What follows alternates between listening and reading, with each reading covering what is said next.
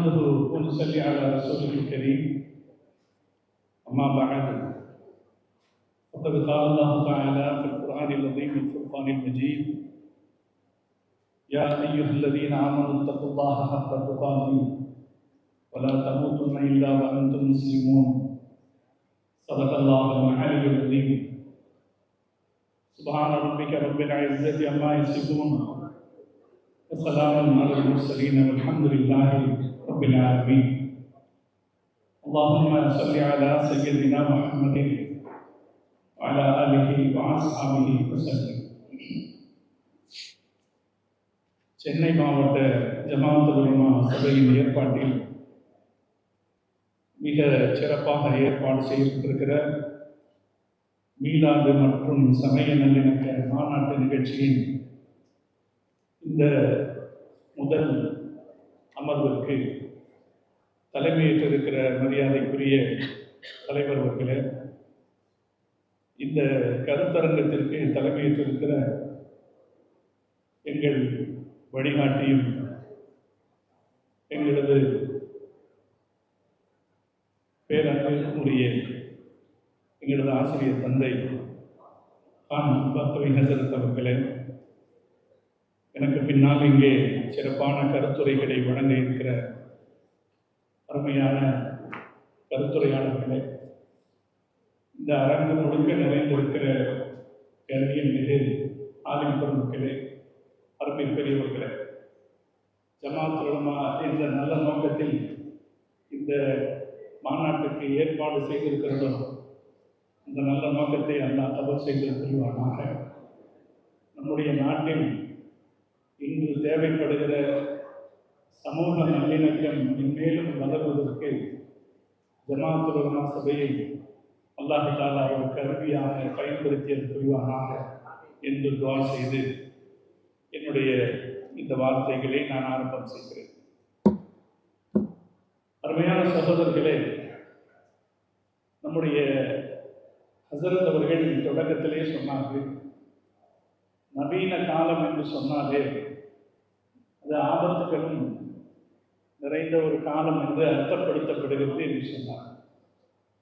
இந்த காலத்தில் மக்களது வாழ்க்கையை பல துறைகளும் சீரழித்துக் கொண்டிருப்பதை பார்க்கிறோம். அறிவியல் துறை மக்களுக்கு பயன்பட வேண்டும், அவர்கள் மேலும் சிறந்தவர்களாக வாழ்வதற்கு உதவி செய்ய வேண்டும். ஆனால் அந்த அறிவியல் அது நன்மை அளிப்பதற்கு பதிலாக தீமைகளை அதிகமாக செய்து கொண்டிருக்கிறது என்பதை அனுபவபூர்வமாக பார்க்கிறோம். அதே போல மற்ற பல்வேறு துறைகளையும் நாம் ஆராய்ந்து பார்க்கிற போது இன்றைய காலத்தின் சூழல் அது நன்மையாக இருப்பதை விட அதிகம் தீமையாக இருப்பதையே நமக்கு காட்டுகிறது. அந்த வகையில் ஆன்மீகத்துறையும் நாம் வாழ்கிற இன்றைய காலகட்டத்தில் மிகப்பெரிய அளவில் ஒரு ஏமாற்று தந்திரங்கள் நிறைந்த துறையாக மாறி வருவதை நாம் பார்க்கிறோம். இன்னும் சொல்ல போனால் மனித சமூகத்தின் சீரழிவுகள் என்னவெல்லாம் இருக்குமோ அந்த சீரழிவுகளின் மொத்த அடையாளமாக ஆன்மீகத்துறை மாறி இருப்பதை இன்றைய கணக்குகள் நமக்கு காட்டுகின்றன. ஒரு கவிஞன் அழகாக சொல்லுவான், வெளியரங்கத்தில் மாதேவா என்பவர்கள் உள்ளே மாதேவா என்கிறார்கள். வெளியரங்கத்தில் புத்தம் சரணம் கச்சாமி என்பவர்கள் உள்ளே முத்தம் சரணம் கச்சாமி என்கிறார். சுருக்கமாக சொல்வதானால் இன்றைக்கு நம்முடைய நாட்டில் சாமியார்களுக்கும் மாமியார்கள் உண்டு என்று சொல்லுவார் திமு அப்துல் காதர். அதை சொல்லுவார். வயிற்றை திருவோடு போல் ஆக்கியே ஒரு ஆளு கோடிக்கணக்காக சம்பாதிச்சிட்டார் பாபா ராம்தேவ். அவங்ககிட்ட இருந்தது ஒன்றும் இல்லை, வயிற்ற உள்ள இழுத்து காட்டுவார். அதில் அகமகிழ்ந்து போன மக்கள் அவனை ஒரு மிகப்பெரிய வழிகாட்டியாக எடுத்துக்கொண்டார்கள். இன்றைக்கு இந்தியாவின் மிகப்பெரிய சாமியார்களில் ஒருவர் பாபா ராம்தேவ். இன்னொரு சாமியார் இருக்கிறார், நிறைய விமானங்களை வைத்திருக்கிறார். ஸ்ரீ ரவிசங்கர் என்று ஒரு சாமியார். அவர் சாதாரண மக்களோடு பேச மாட்டார், அரசர்களோடும் ஆட்சி தலைவர்களோடும் மாத்திரமே அவர் பேசுவார். அப்படி ஒரு சாமியார் இருக்கிறார்.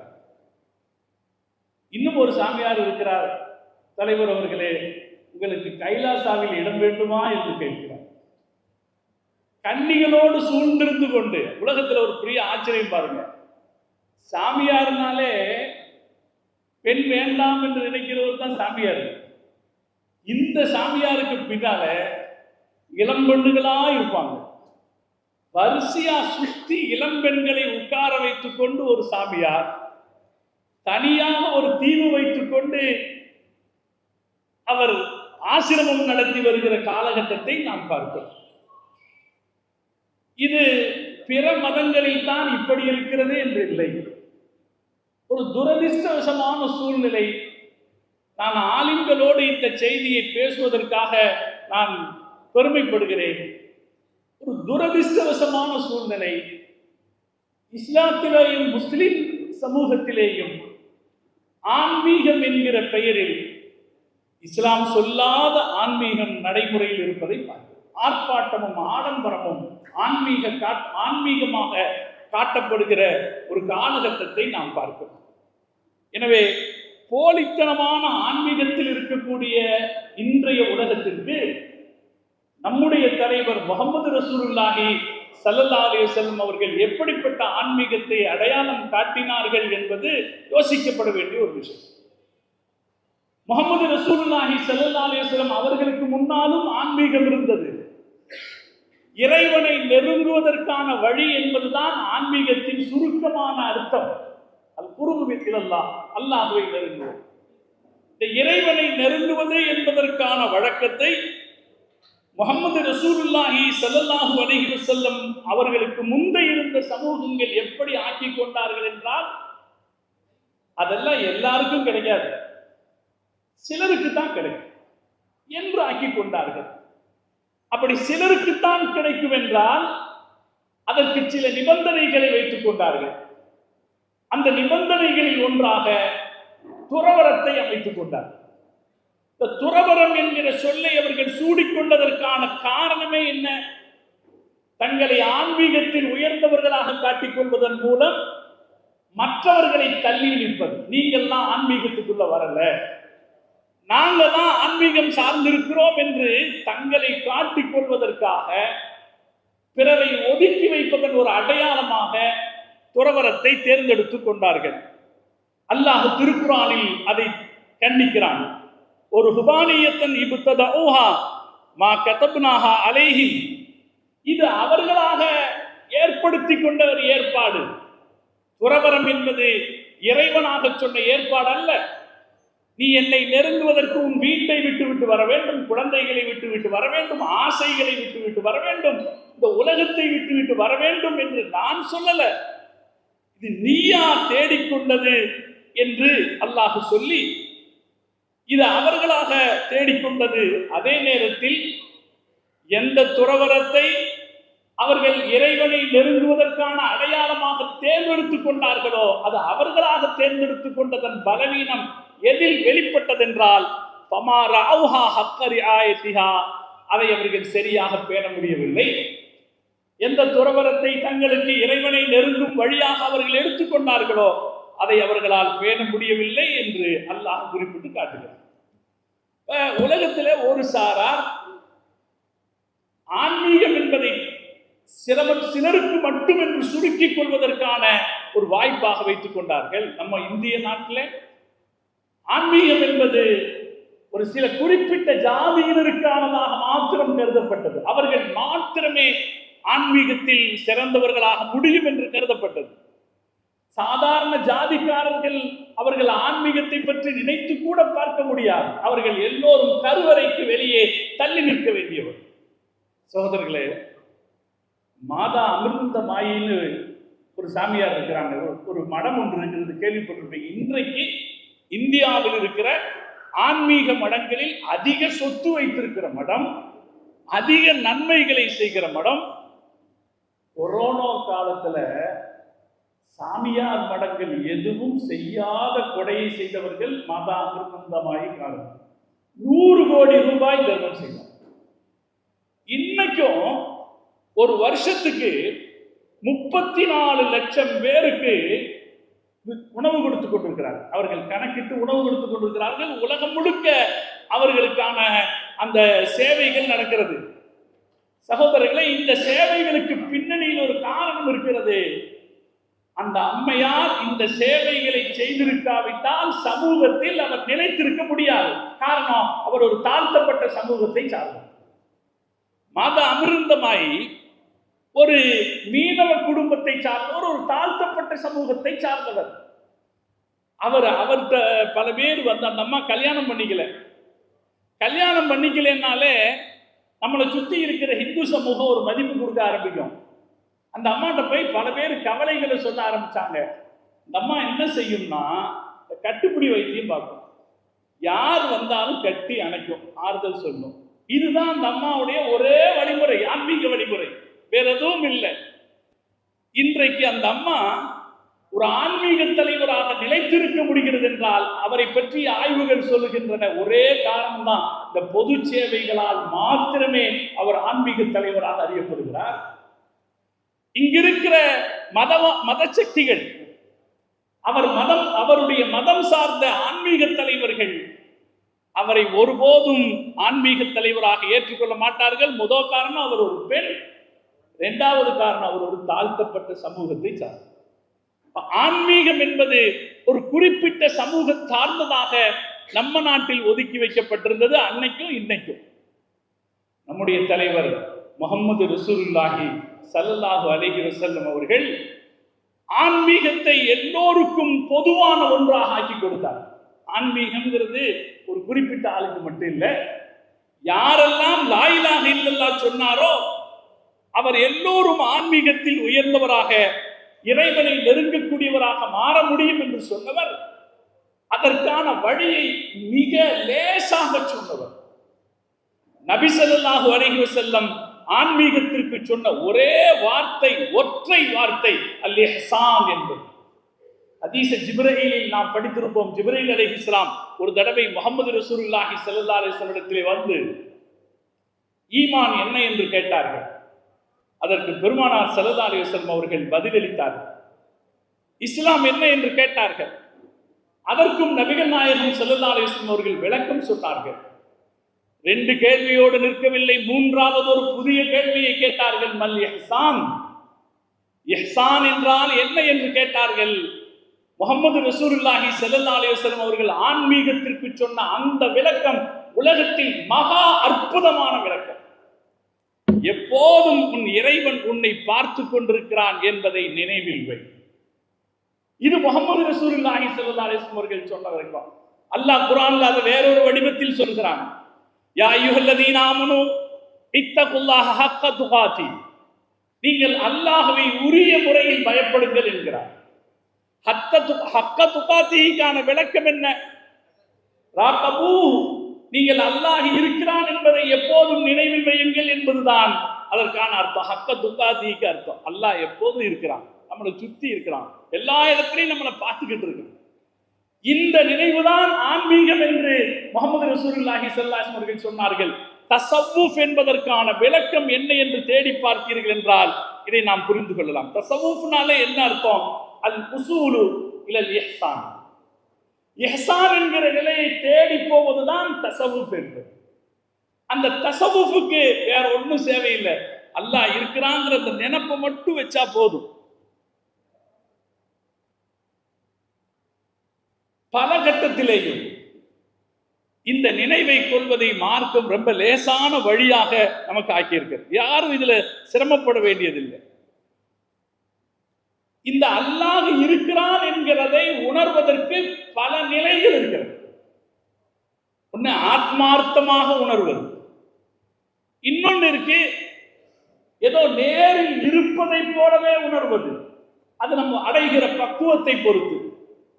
இப்ப அஹ்மதுல் கபீர் ரிஃபாயி ஷேக் ராஹிம் அவர்கள், ரிஃபாயி தரீகாவுடைய ஷேக் அவர்கள், அவங்களுடைய மாமா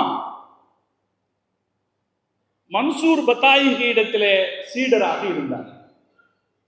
மன்சூர் பத்தாயிகி ரிஃபாயி நாயத்தை கலீஃபா வாக்கலான்னு நினைச்சார். அப்படி நினைச்ச போது அவருடைய மனைவி சொன்னாங்க, எங்க நமக்கும் ஒரு பையன் இருக்கானே, அந்த பையனை கலீஃபா வாக்கலாம்ல, உங்க மருமக பிள்ளை அவர் திறமையானவரா இருந்தாலும் நம்ம பையனை நம்ம கலீஃபா வாக்கலாம்ல அப்படின்னு கேட்டாங்க. இப்ப மன்சூருல் பத்தாயிகி யோசிச்சாரு, இந்த அம்மாவுக்கு நிலவரத்தை புரிய வச்சாதான் சரி, இல்லைன்னா அந்த பிரச்சனை இருந்துகிட்டே இருக்கும். ஏன்னா பெண்கள் சில பிரச்சனைகளை உருவாக்கிட்டாங்கன்னு வைக்கலேன், அதை சரியா முடிச்சு வைக்காட்டி அந்த பிரச்சனை இருந்துகிட்டே இருக்கும். மன்சூருல் பத்தாயிகி யோசிக்கிறார். 2 புறாக்களை பிடிச்சார். ஒரு புறாவை பையங்கையில கொடுத்தார், இன்னொரு புறாவை அஹ்மதுல் கபீர் ரிஃபாயி ஷேகிடத்துல கொடுத்தார். நீங்க யாரும் பார்க்காத இடமா போய் இந்த புறாவை அறுத்துட்டு வாங்கன்னு சொன்னார். அவர் மகன் போனாரு, ஒரு தனியான இடம் இருந்துச்சு, அங்க போய் புறாவை அறுத்துட்டு வந்தார். ரொம்ப நேரம் ஆச்சு, ரிஃபாயி நாயகம் திரும்பி வரல. ரொம்ப நேரம் கழிச்சு அவர் திரும்பி வந்தாரு. திரும்பி வந்தவர் புறாவை அறுக்காம கொண்டு வந்தார், உயிரோட கொண்டு வந்தாரு. கொண்டு வந்தா ஷேக்கு கேட்டாங்க, ஏங்க புறாவை அறுக்கலையா? அப்ப அவர் சொன்னாரு, நீங்க யாரும் பார்க்காத இடத்துல அறுக்க சொன்னீங்களே, அப்படி ஒரு கண்ணுல படலை, அதனால திருப்பி கொண்டு வந்துட்டேன்னு சொன்ன போது தன் மனைவிக்கு புரிய வைத்தாராம். இந்த ஆன்மீக பாதையை வழிநடத்தி செல்வதற்கு யார் பொருத்தமானவர் என்று இப்போது உனக்கு தெரிகிறதா என்று புரிய வைத்தார் என்ற ஒரு செய்தி இருக்கிறது. அல்லாஹுவை உணர்தல் என்பது பல நிலைகளில் வரலாம்.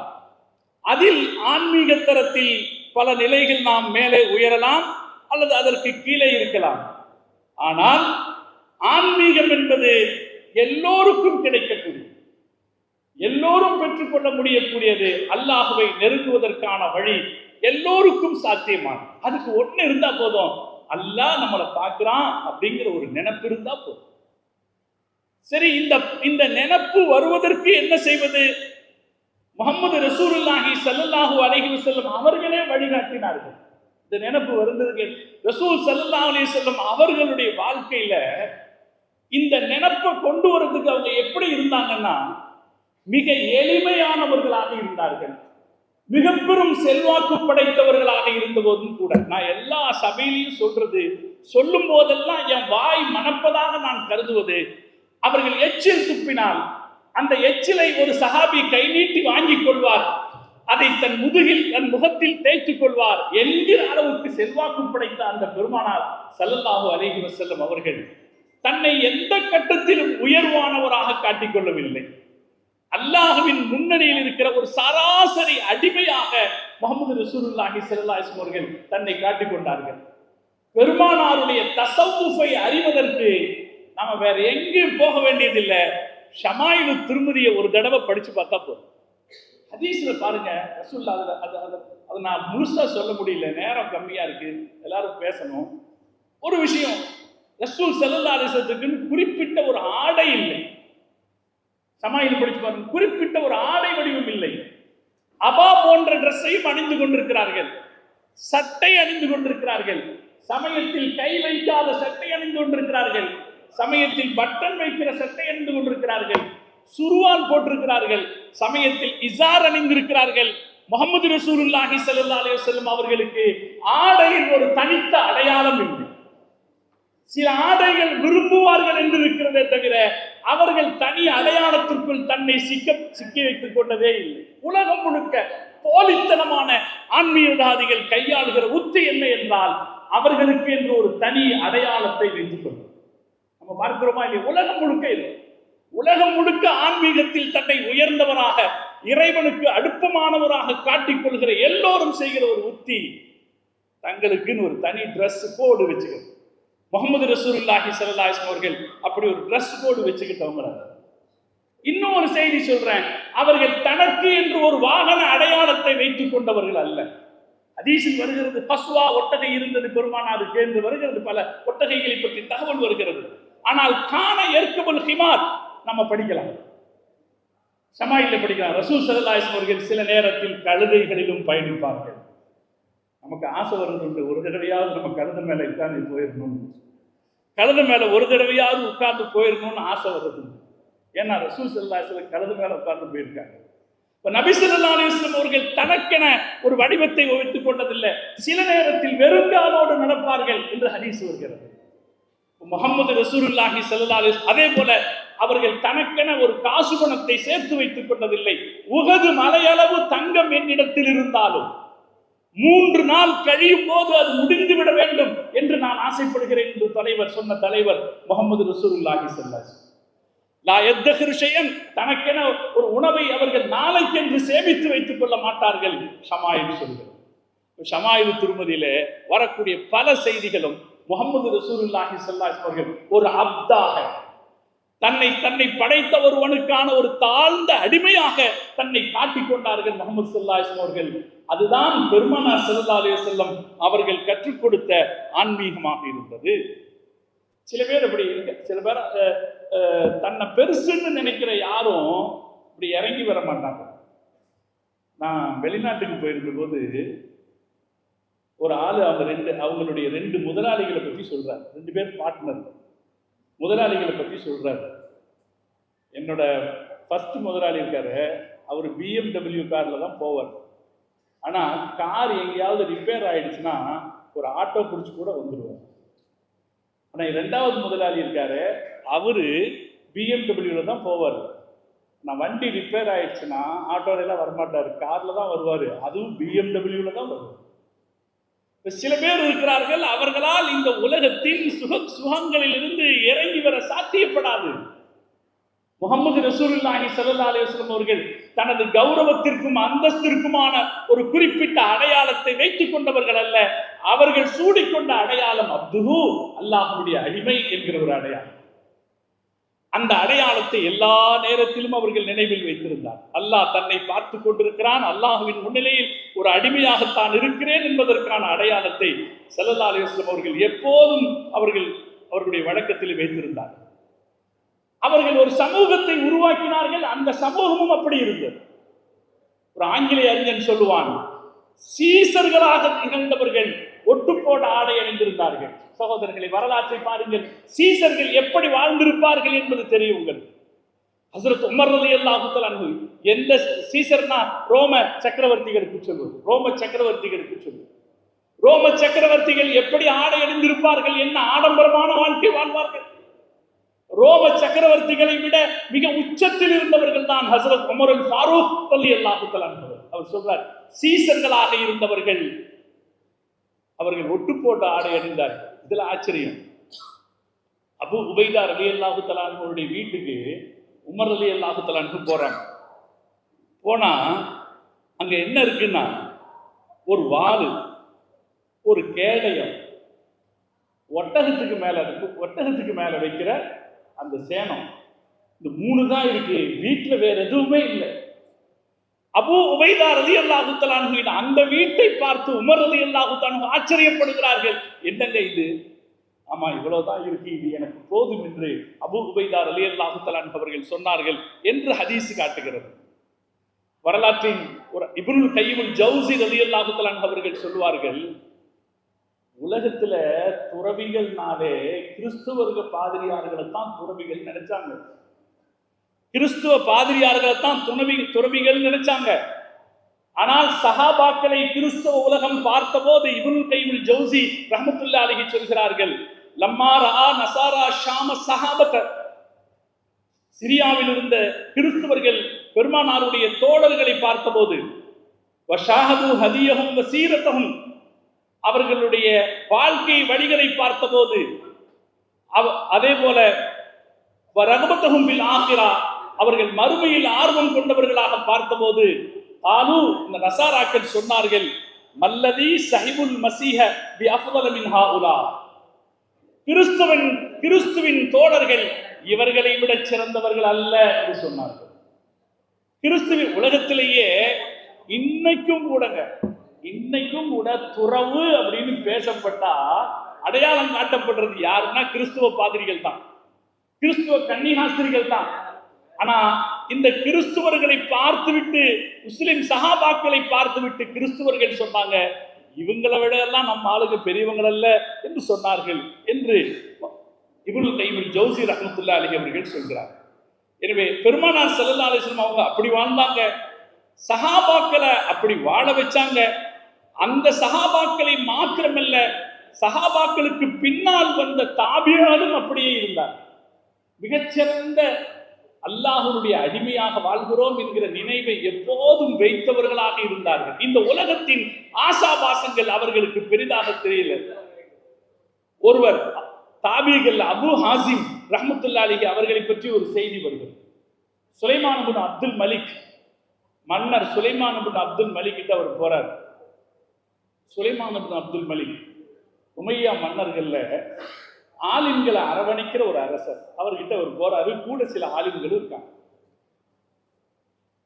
எல்லா அரசர்களும் கேட்கிற மாதிரி, உங்களுக்கு என்ன வேணும்? ஆலிம்களை பார்த்தாலே அவங்கெல்லாம் கேட்கறதுன்னா உங்களுக்கு என்ன வேணும்? இன்னைக்கும் கூட பல பெரிய பணக்காரங்க ஆலிம்களை பார்த்தா கவலைப்படுறது என்ன, உங்களுக்கு ஏதாவது காசு தேவையா என்று கவலைப்படுறாங்க. அது உதவியும் செய்யறாங்க. சுலைமான் இப்னு அப்துல் மலிக்குக்கும் அப்படி ஒரு நினைப்பு, அவங்களுக்கு ஏதாவது தேவைன்னா செஞ்சு கொடுக்கலாமே. ஆனா அபு ஹாசிம் மற்றவர்களுக்காக தேவையானதை வாங்கி கொடுக்கிறார், தனக்கு என்று அவர் எதையுமே கேட்டுக்கொள்வதில்லை. எல்லாருடைய வேலையும் முடிஞ்சிருச்சு. கடைசியா சுலைமான் இப்னு அப்துல் மலிக் அபு ஹாசிம் ரஹ்மத்துல்லாஹி அலைஹி கிட்ட கேட்டாரு, உங்களுக்கு சொத்து இருக்குதோ அப்படின்னு கேட்டார். அலக்க மாலும், உங்களுக்கு சொத்து இருக்கா? அவர் சொன்னார், இல்லி மாலான், எனக்கு 2 சொத்து இருக்கு, எனக்கு 2 சொத்து இருக்கிறது என்று சொன்னார். அவர் சொன்னார், அல்ஹம்துலில்லாஹ், மாஷா அல்லாஹ், 2 சொத்து வச்சிருக்கீங்களா? என்னெல்லாம் சொத்து வச்சிருக்கீங்க என்று கேட்டபோது அவர் சொன்னார்,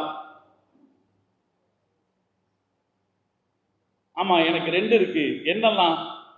ஒரு சொத்து அர்ரிலா பிமா கஸமல்லாஹு தஆலா லி, அல்லாஹ் எனக்கு எதை கொடுத்தானோ அதை போதுமாக்கிக் கொள்கிற ஒரு சொத்து. 2வது வல் இயாசு அம்மா ஃபி ஐதின் நாஸ், மக்களிடத்தில் இருப்பதை பார்த்து ஆசைப்படாமல் இருக்கிற சொத்து.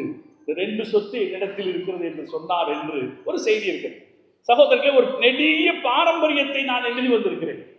அந்த பாரம்பரியம் காட்டுவது என்ன என்றால், முஹம்மது ரசூலுல்லாஹி ஸல்லல்லாஹு அலைஹி வஸல்லம் அவர்கள் மிக அற்புதமான ஒரு ஆன்மீகத்தை இந்த உலகத்துக்கு கற்றுக் கொடுத்து அதன் வழி நடக்கிற ஒரு சமூகத்தை ஸல்லல்லாஹு அலைஹி வஸல்லம் அவர்கள் உருவாக்கி காட்டினார். இப்படியும் மனிதர்களா என்று ஆச்சரியப்பட்டு உலகம் இஸ்லாத்தை ஏற்றுக்கொண்டிருக்கிறது. இமாம் அபு ஹனீஃபா ரஹ்மத்துல்லாஹி அலைஹி என்ற வரலாற்றில் ஒரு செய்தி இருக்கு. அவங்க போகும்போது ஒரு இடத்துல ஒட்டக சாணம் கிடந்திருக்கு, தெரியாம மிதிச்சிடுறாங்க. அந்த சாணம் மிதிச்ச செருப்பை தரையில தேய்க்கிறாங்க. தரையில தேய்ச்சும் அந்த சுத்தமாகல. கையில எடுத்து ஒரு கல்லு மேல அடிக்கிறாங்க. அது பக்கத்துல ஒரு மஜூசியின் வீட்டு சுவர் இருந்திருக்கிறது, அந்த சோகத்துல பற்றுது. அந்த மஜூசிக்கும் இமாம் அபு ஹனீஃபாவுக்கும் ஏற்கனவே ஒரு வழக்கு இருக்கிறது. இவங்கள்ட்ட இருந்து அவன் கடன் வாங்குறவன் காசை இன்னும் திருப்பி கொடுக்கல, இன்னும் வழக்கு இருக்கு. இதுக்கிடையில செருப்பில் பட்ட சாணம் அவன் வீட்டில் பட்டுவிட்டதே என்று நினைச்சு அவன் வீட்டில் இருந்து அந்த சாணத்தை துடைப்பதற்காக கொஞ்சம் பழைய துணியை எடுத்து துடைக்கிறார்கள்.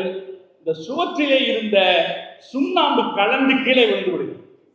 விழுந்த உடனே பதறி போகிறார்கள்.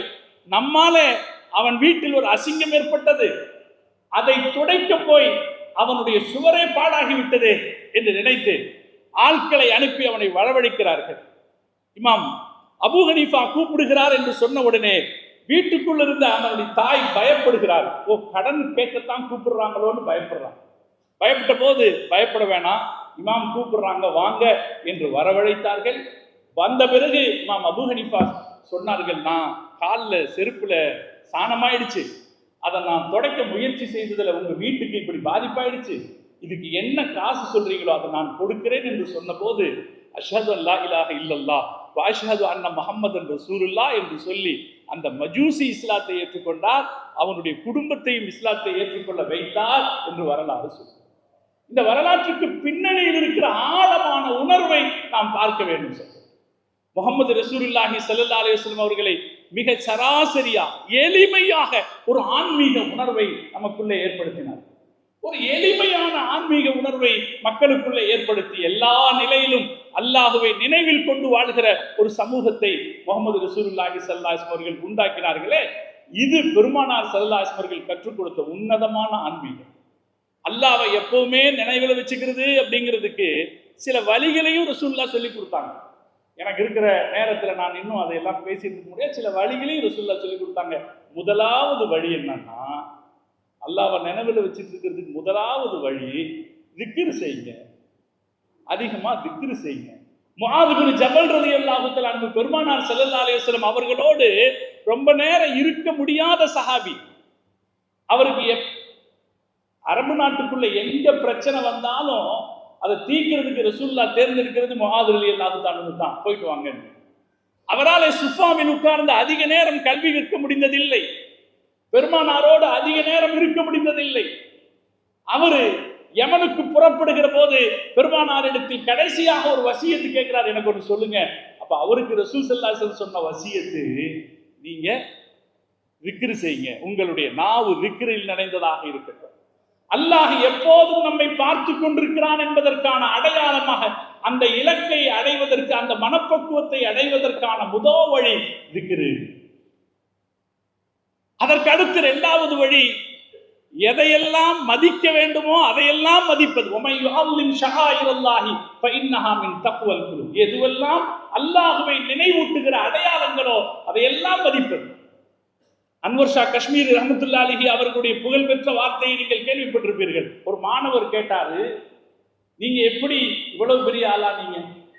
அன்வர் ஷா காஷ்மீரி ரஹ்மத்துல்லாஹி அலைஹி சொல்லுவாங்க, ஒண்ணு இல்லை, நான் மதிப்பேன், கிதாபுகளை மதிப்பேன். ஹதீஸ் கிதாபுக்கு மேல ஃபிக்ஹ் கிதாப் வைக்க மாட்டேன். ஹதீஸ் கிதாபுக்கு மேல ஃபிக்ஹ் கிதாப் வைக்க மாட்டேன். தஃப்சீருக்கு மேல ஹதீஸ் வைக்க மாட்டேன். நான் கிதாபுகளுக்கு தாபியாக இருப்பேனே தவிர என்னை பின்தொடர கிதாபுகளை செய்ய மாட்டேன் அப்படின்னாங்க.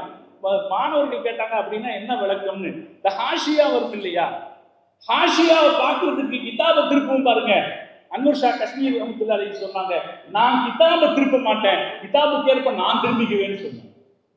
மார்க்கம் சொல்லிக் கொடுக்கிறது ஆன்மீகத்தின் படித்தரங்களை அறிவதற்கான வழிகள்ல இரண்டாவது, எதை மதிக்கணுமோ அதை மதிச்சு பழகு. நம்முடைய முன்னோர்கள் சொல்வார்கள், வாழ்நாளில் நாங்கள் ஒது இல்லாமல் காபாவை பார்த்ததில்லை. மாராய்த்துல் காபத பிலா ஒதுஇன், ஒது இல்லாமல் காபாவை பார்த்ததில்லை. கிப்லாவின் திசையில் கால் நோக்கி அமர்ந்தது, கால் நீட்டி அமர்ந்ததில்லை என்கிற என்னென்ன ஒடுக்கங்கள் இருக்கிறதோ அந்த ஒடுக்க மாண்புகளை கடைபிடிப்பது ஆன்மீகத்தின் ஒரு உயர்ந்த படித்தலை அடைவதற்கான வழி. திக்ர் செய்வது, ஒழுக்கத்தை கடைபிடிக்கிறது. அடுத்தது அல் இஹ்சான் இலல் ஹல்க், மக்களுக்கு உதவுவது. மக்களுக்கு உதவுவது இது பிரதானமானது. எனவே இந்த அடிப்படையில எல்லா வழிமார்களையும் நம்ம பார்க்கலாம், எல்லா இறைநேசர்களையும் நம்ம பார்க்கலாம். அவங்க எப்படி இருந்திருப்பாங்கன்னா, பசிச்சவனுக்கு சோறு போடுறவங்களா இருந்திருப்பாங்க, தேவையுடையவனுக்கு உதவுறவங்களா இருந்திருப்பாங்க, இப்படித்தான் இருந்திருப்பாங்க. அல்லாஹ்வை அடைவதற்கான வழி என்பது அவனது படைப்புகளுக்கு உதவியாக இருப்பது என்பது முஹம்மது ரசூலுல்லாஹி ஸல்லல்லாஹு அலைஹி வஸல்லம் அவர்கள் கற்றுக் கொடுத்தது. யார் தன் சகோதரனின் தேவையை நிறைவேற்றுவதில் கவனம் செலுத்துகிறானோ அவன் என்னுடைய இந்த பள்ளிவாசலில் 10 ஆண்டுகள் ஏத்திகாஃப் இருந்ததை போல என்று முஹம்மது ரசூலுல்லாஹி ஸல்லல்லாஹு அலைஹி வஸல்லம் சொன்னார். எனவே பெருமானார் ஸல்லல்லாஹு அலைஹி வஸல்லம் அவர்கள் கற்றுக் கொடுத்த இந்த ஆன்மீகம் என்பது ரொம்ப எளிமையானது, யதார்த்தமானது, எல்லோருக்குமானது. இன்றைக்கு இருக்கிற சூழ்நிலையில் எல்லோரும் பொருத்தமாக பயன்படுத்தக்கூடியது. நான் ஆலிம்கள் நிறைந்த இந்த சபையில 2 செய்திகளை சொல்லி நான் முடித்துக் கொள்கிறேன். ஒன்று, ஆலு இம்ரான் அத்தியாயத்தில் இந்த யா அய்யுஹல்லதீன ஆமனு தக்குல்லாஹ ஹக்க துகாதிஹி அப்படிங்கிறது 102வது ஆயத்து. இதுக்கு அடுத்து வர்ற ஆயத்து தான் வஅதஸிமு பிஹப்லில்லாஹ் அப்படிங்கிற ஆயத்து. 102வது ஆயத்து அல்லாஹ்வை சரியா பயந்துக்கன்னு சொல்லுது. 103வது ஆயத்து ஒத்துமையை பற்றி பேசுது. மார்க்க திருக்குர்ஆனுடைய விரிவுரையாளர்கள் என்று சொல்வார்கள், ஆன்மீகம் இல்லாமல் இந்த சமூகத்தை ஒன்றுமைப்படுத்துவது சாத்தியமற்றது. அரசியல் ரீதியாக ஒன்றுபடலாம் என்று நினைத்தால் ஒரு காலமும் கிடைக்காது. காசாவில் இவ்வளவு அடிபட்ட பிறகும், உலக முஸ்லிம் சமுதாயம் இவ்வளவு கீழான சூழ்நிலைக்கு வந்த பிறகும், உலகத்தில் தலை நிமிர்ந்து நின்ற அரசியல் நம்முடைய அரசியல். பாரசீகத்தினுடைய பாரசீகம் அல்ல, ரோம சக்கரவர்த்தியினுடைய படைத்தளபதியை பார்த்து உங்களுக்கு 3 நாட்களுக்கு மேல் தவணை தர முடியாது என்று சொன்ன படை முஸ்லிம்களுடைய படை. இன்னைக்கு அமெரிக்க அதிபர் முஸ்லிம்களுக்கு நேரம் குறிக்கிறார். ஞாயிற்றுக்கிழமை காலையில 8 மணிக்குள்ள பதில் சொல்லணும், இல்லாட்டி என்ன நடக்கும்னு தெரியாதுங்கிறார். இவ்வளவு கீழான சூழ்நிலை, எல்லா வளம் இருந்தும் எல்லா செழிப்புகள் இருந்தும் முஸ்லிம்கள் ஒன்றுபட முடியாத ஒரு சூழ்நிலையை பார்க்கிற போது ஒரு விஷயத்தை தெரிஞ்சுக்கணும். அரசியல் ரீதியாக ஒரு காலம் நாம் ஒன்றுபடுத்த முடியாது. ஒரு அரசியல் தலைமை நம்மை ஒன்றுபடுத்த முடியாது. ஒரு ஆன்மீக தலைமை தான் நம்மை ஒன்றுபடுத்த முடியும். முஸ்லிம் சமூகம் இன்று அந்த திக்கை நோக்கித்தான் பயணப்பட வேண்டும். முஹியுத்தீன் அப்துல் காதிர் ஜீலானி கத்தஸல்லாஹு ஸல்லல்லாஹு அலைஹி அவர்கள் ஒரு ஆன்மீக தலைமையாக உயர்ந்து நின்ற பிறகுதான் முஸ்லிம் சமுதாயம் சிலுவை யுத்தக்காரர்களின் சீரழிவில் இருந்து அது விடுதலை பெறுவதற்கு வாய்ப்பு கிடைத்தது. எனவே ஒரு ஆன்மீக தலைமை அவசியம். அதே போல இன்னொரு செய்தி நான் சொல்லணும். பாகிஸ்தான் பிரிந்த போது வடநாட்டிலே இருந்து நிறைய முஸ்லிம்கள் வெளியே போய் விடுவார்கள் என்று பயந்தார்கள். பீகாரில் இருந்து, உத்தரப்பிரதேசத்தில் இருந்து நிறைய முஸ்லிம்கள் வெளியே போய் விடுவார்கள் என்று பயந்தார்கள். ஆனால் அதை தடுத்தது யார்? ஹுசைன் அஹ்மது மதனி. வரலாறு ஹுசைன் அஹ்மது மதனி அவருடைய சீடர்களுக்கு சொன்னார், நீங்க போகாதீங்கன்னு சொன்னார். வடநாட்டில் ஒரு செய்தி, அவர் அந்த பகுதியில் ஆன்மீக தலைவராக இருந்தார் என்ற செய்தி சொல்கிறது. அதனாலே முஸ்லிம் சமூகத்தை ஒரு குடையின் கீழ் ஒன்றிணைக்கிற சக்தி எந்த அரசியல் தலைமைக்கும் இல்லை, எந்த காலத்திலும் இருந்ததில்லை. ஆன்மீக தலைமை ஒன்று உருவாகுமானால் அதன் பின்னால் தான் முஸ்லிம்கள் அணிதிரள முடியும். எனவே இது உணரப்பட வேண்டியது. ஆலு இம்ரான் அத்தியாயத்தினுடைய 102வது வசனம் அது தக்வாவை பற்றி பேசுகிறது என்றால், அதற்கு அடுத்த வசனம் ஒற்றுமையை பற்றி பேசுகிறது என்பதை நாம் எண்ணிப்பார். எனவே இது நினைவில் வைத்துக் கொள்ள வேண்டிய ஒரு விஷயம். இன்னொரு செய்தி இருக்கிறது. முஸ்லிம் சமூகத்திலும் ஆன்மீகம் இப்போது பிரச்சனைக்குரியதாக மாறி வருகிறது. வஹாபிய அமைப்புகள், இயக்கங்கள் தளர்ச்சி அடைந்த பிறகு, அவற்றின் அடையாளம் உலகத்திற்கு தெரிந்த பிறகு, அஹ்லு சுன்னா வல் ஜமாஅவை நோக்கி மக்கள் திரண்டு வருகிற சூழ்நிலையில் சில ஆன்மீக பாதைகள் தவறாக மக்களை திசை திருப்பிக் கொண்டிருக்கிறார்கள். இன்றைக்கு வந்த ஒரு வீடியோ இருக்கிறது. அந்த வீடியோ சொல்றாரு, ஒருத்தர் பேசுறாங்க, அலி ரலியல்லாஹு தஆலா அன்ஹுவால் மட்டும்தான் காசாவுக்கு விடுதலை தர முடியும். 1000 உமர்கள் வந்தாலும் முடியாது, 1000 அபூபக்கர்கள் வந்தாலும் முடியும். இது இன்னைக்கு இருக்கிறது. நம்ம உலமாக்கள் நாம் பார்த்து கொண்டிருக்கிறோம். நம்மை சுற்றி இத்தகைய மனோநிலை உள்ளவர்கள் வளர்ந்து வருகிறார். ஆலிம்களாக நம்முடைய உஸ்தாத்மார்களிடத்திலிருந்து நாம் படித்த பாடங்கள் இருக்கிறது. யாரை எந்த நிலையில் மதிக்க வேண்டும், எப்படி வைக்க வேண்டும், சஹாபாக்களுடைய அந்தஸ்து என்ன என்று மதிக்க வேண்டும். ஒரு நபர் எனக்கு மெசேஜ் அனுப்புகிறார். பெரிய நபர், இன்றைக்கு மதிக்கப்படுகிற, பல கூட்டங்களிலும் மதிக்கப்படுகிற, விருதுகள் தரப்படுகிற, எல்லா அமைப்புகளுக்கும் புரவலராக இருக்கிற ஒரு நபர், உலமாக்களை அவரை சூழ்ந்து நிற்கிற ஒரு நபர் எனக்கு மெசேஜ் அனுப்புறாரு. முந்தைய இருவரும் அலிநாயகத்திற்கு துரோகம் செய்து விட்டார்கள் என்பது தெரிந்தது தானே. சகோதரர்களை, இந்த ஆண்டு ரபியுல் அவல் மாதத்தில் துபாயில் நடந்த ஒரு கூட்டத்தில் ஒரு ஆலிம் முஆவியா ரலியல்லாஹு தஆலா என்று சொன்னபோது அந்த கூட்டத்தில் இருந்த பலர் லஅனத்துல்லாஹி அலைஹி என்று சொல்லி இருக்கிறார்கள். அதற்கு அப்புறம் அந்த ஆள் எந்திரிச்சு, இந்த கூட்டத்தில் எப்படி நீ முஆவியா ரலியல்லாஹு சொல்லலாம்னு சண்டைக்கு வந்திருக்க. அந்த ஹஜ்ரத் கூட்டத்தை முடிச்சிட்டு எனக்கு போன் பண்ணாரு, ஹஜ்ரத் தமிழ்நாட்டில் என்ன நடக்குது. எனவே ஆன்மீகம் என்கிற பெயரில் நம்முடைய மார்க்கத்தின் அதாவது ஒவ்வொருத்தரும் தங்களை தக்தீஸ் பண்ணிக்க முயற்சி பண்றாங்க. தங்களை தக்தீஸ். இப்ப சென்னையில ஒருத்தர் தன்னை மகதீன்னு சொல்லி பேச வந்தார. என்ன இது? ஒரு ஆன்மீக போட்டி தான் இது. யார் பெரியவன்னு காட்டுகிற ஒரு ஆன்மீக போட்டி. அந்த ஆன்மீக போட்டி இப்ப இஸ்லாம் முஸ்லிம்களிடத்தில் இருக்கிற ஆன்மீகம் எப்படி ஆகி போச்சு? ஆர்ப்பாட்டமா ஆயிடுச்சு, குழுச்சேர்க்கையாகிவிட்டது.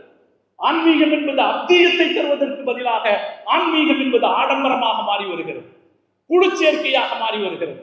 அதே போல தக்தீஸ் ஆகி வருது. ஒவ்வொருத்தரும் அவரை அல்லது அவரை சார்ந்தவரை அவர் தக்தீஸ் பண்றார். தங்களை தனித்துவம் பெற்றவர்களாக காட்டிக்கொள்வதற்கு சஹாபாக்களை வம்புக்கு இழுக்கிற வழக்கம் நடைமுறையில் இருக்கிறது என்பதை பார்க்கிறோம். எனக்கு இந்த தலைப்பு தந்ததற்காக நான் ஜமாஅத் உலமா சபைக்கு நன்றி சொல்கிறேன். என் மனசுக்குள் இருந்த குமுறலுக்கு உலமாக்களிடம் இது சொல்லப்பட வேண்டும். இந்த உம்மத்து பாதுகாக்கப்பட வேண்டும். ஆன்மீகம் என்கிற பாதையில் இந்த உம்மத்து வழித வரக்கூடாது. வேறு எந்த சமூகம் வேண்டுமானாலும் அப்படி போகலாம். ஒரு சிறப்பான சரியான ஆன்மீக பாதையை காட்டி இன்று வரைக்கும் சிறப்பாக நடக்கிற ஒரு சமூகத்தை உருவாக்கி கொடுத்த தலைவர் நம்முடைய தலைவர் முஹம்மது ரசூலுல்லாஹி ஸல்லல்லாஹு அலைஹி வஸல்லம். எனவே அந்த தலைவரின் வழியிலே சிறப்பான ஒரு ஆன்மீகம் தொடர வேண்டும். அப்படி தொடரும் போது இந்த உலகத்தில் இருக்கிற இந்த தீய ஆன்மீக பாதைகள் எல்லாம் காணாமல் போய் ஆன்மீகம் என்றால் என்ன என்பது சரியான அளவிலே உலகத்திற்கு தெரிய வாய்ப்பு ஏற்படும். அல்லாஹ் ஜல்ல ஜலாலுஹு அப்படி அந்த ஆன்மீகத்தை இந்த உலகத்திற்கு கொண்டு செல்வதற்கு அல்லாஹ் நமக்கு தௌஃபீக் செய்வானாக என்று துஆ செய்து என் வார்த்தைகளை நிறைவு செய்கிறேன். அஸ்ஸலாமு அலைக்கும் வரஹ்மத்துல்லாஹி வபரகாத்துஹு.